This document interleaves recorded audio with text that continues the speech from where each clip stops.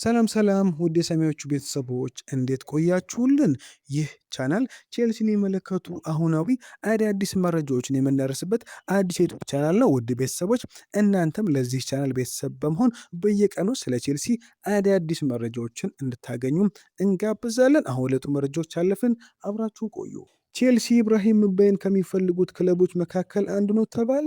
የክለባችን አማራጮች ለወጣቶች እስከ 50 ሚሊዮን ዩሮ ዋጋ ለማቅረብ ዝግጁ ናቸው ሲል አርኤምሲ ስፖርት ዘግቦታል። ቼልሲ ለቻሎባህ የቀረበለትን የ25 ሚሊዮን ዩሮ ሲደመር 5 ሚሊዮን ዩሮ ተጨማሪ ክፍያ ዝውውሩን ለማጥናት በቂ እንዳልሆነ ለጣሊያኑ ክለብ ኮሞም አሳውቋል ተባለ።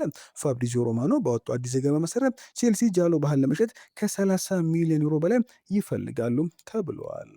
ቼልሲ ስለ ኬሪም አልጂቤጎቪች ከባየር ሌቨርኩሰን ጋር ግንኙነት ማድረጋቸው ተሰማ። ንግግሮች ይቀጥሏል፣ ነገር ግን እስካሁን የቀረበ ጥያቄ የለም ተብሏል። በአሁኑ ወቅት ንግግሩ የተደረገ ያለው ከአነስተኛ ዋጋ ተነስቶ ነው። እንዲሁም የጣሊያን ክለቦች አሁንም ተጫዋቹን ለማስፈረም ትልቅ ፍላጎት አላቸውም ተብሏል። ቼልሲ እስከ 34 ሚሊዮን ፓውንድ ለኬሪም ለማቅረብ ዝግጁም ነው ተብሏል።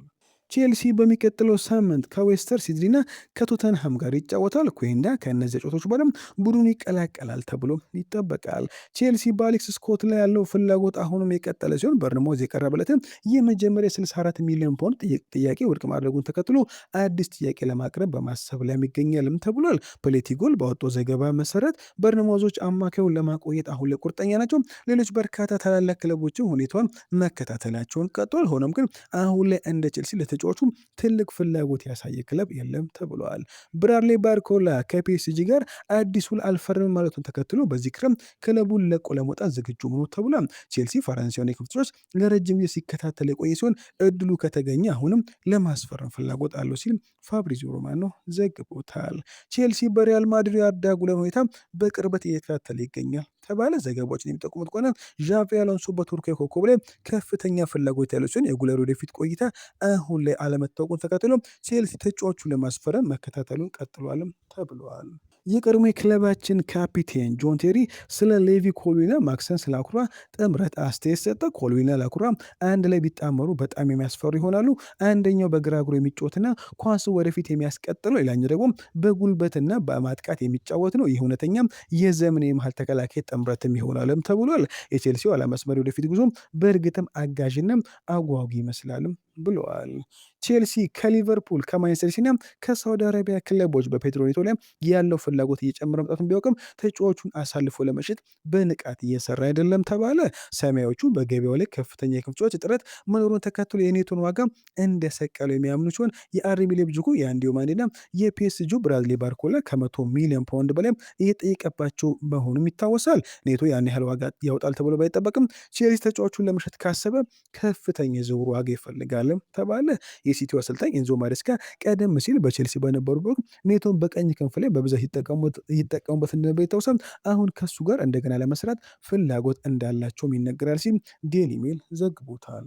ዣቪ አሎንሶ በግብ ጠባቂዎች ጉዳይ ለክለባችን ቦርድ አዲስ ነገር ከማሳወቁ በፊት በቅድመ ወደ ዝግጅት ላይ የግብ ጠባቂዎች ሁኔታ ለመገምገም ለቼልሲ ጠይቋልም ተብሏል።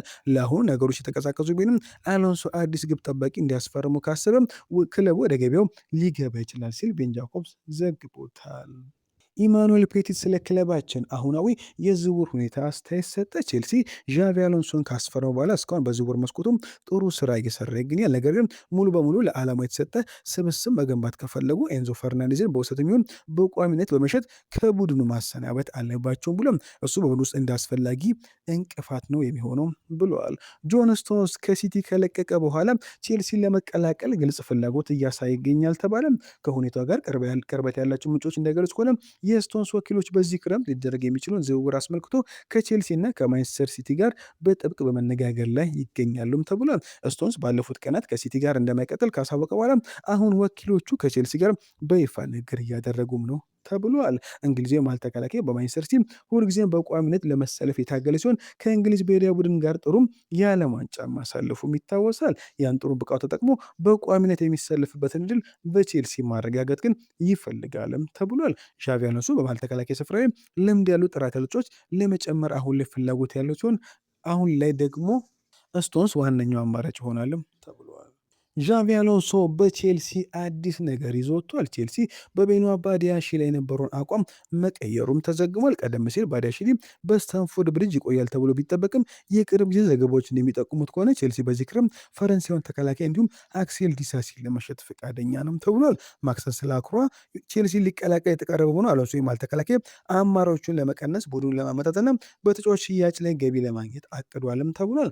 ባዲያሺሊ ባለፈው ወደ ዘመን በፕሪሚየር ሊግ 371 ደቂቃዎችን ብቻ ያገኙ ሲሆን አሁን ወደፊት ጣፋንተው ከስታንፎርድ ብሪጅ ውጭ የሆነም ይመስላል ተብለዋል። እንደ ቲም ቶልክ ዘገባ ከሆነ ሊቨርፑል የጆዋ ጎሜዝን የቅርብ ጊዜ ጉዳት ተከትሎ በጆሽ አቾምፐንግ ላይ ያለውን ፍላጎት ለማፋጠን ተዘጋጅቷል ተባለ። የቼልሲ አካዳሚ ኮከብ በመሀል ተከላካይነት ሆነ በቀኝ መስመር ተከላካይነት የመጫወት ብቃቱ አድናቆት ያገኘ ሲሆን ይህም ሊቨርፑል የተከላይ ክፍሉን ለማጠናከር በሚያደርገው ጥረት ውስጥ ሳቢ አማራጭ አድርገዋልም ተብሏል። ቼልሲ ግን ነገሩን ቀላል የማድረግ ምንም አይነት ፍላጎት የለውም። ቲም ቶልክ እንደዘገበው ከሆነ ዣቪ አሎንሶም ተጫዋቹን የማይነካ አድርጎ ይመለከተዋልም ተብሏል። ይህም ትክክለኛ ውሳኔ ይመስላል። እንደሱ ያለ ሁለገብነትና ከፍተኛ ብቃት ያላቸው ተከላካዮች በተለይም ከራስ አካዳሚዎች ሲሆን በቀላሉ መተካት አይቻልም ተብለዋል።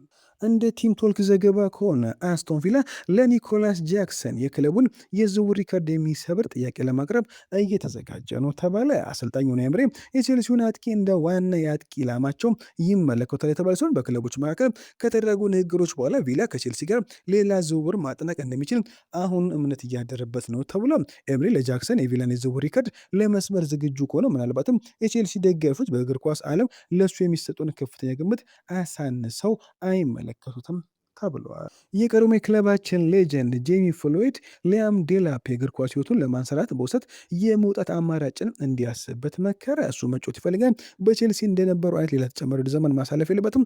ይህም ማለት በውሰት መውጣት ካለበት ማድረግ አለበትም ነው ብሏል። ምክንያቱም ተቀያሪውን በላይ ለመቀመጥ ገና በጣም ወጣት ነው ብሏል። የእግር ኳስ ሕይወቱን እንደገና ማንቀሳቀስ፣ ግቦችን ማስቆጠርና ያን አሸናፊነት ስሜት መመለስ አለበት። ምክንያቱም ለቼልሲ በተጫወተ ቁጥር ነገሮች ሁሉ ለሱ ከባድና የተቃረኑ ይመስለኛል ብለዋል። ውድ ቤተሰቦች ለዛሬ በረ ቆይታ በዚያ በቃ መልካም ቀን። ቻናሉን ሰብስክራይብ በማድረግ ቤተሰብ ሁኑ።